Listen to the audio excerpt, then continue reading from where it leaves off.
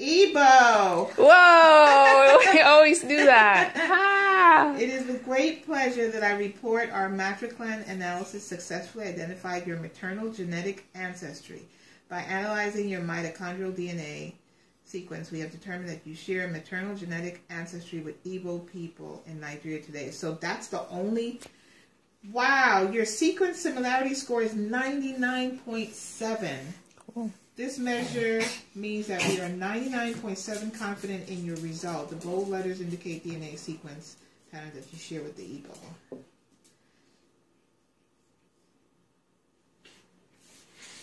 Victoria Williams, the Igbo people living in Nigeria.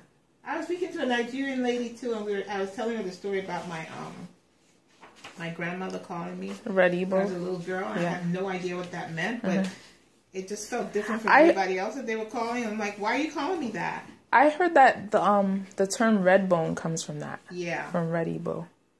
And so then she looked and she says, yeah, you do. You do look like a Red Igbo.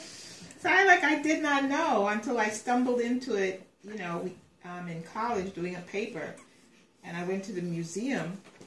And I was so busy looking at the little plaques on the side that I didn't look at the display until I looked at the plaque and that said Red Igbo. And I'm like, wow. And when I looked up, people looked just like me. I'm like, I finally found my tribe. So I was right. We are Igbo.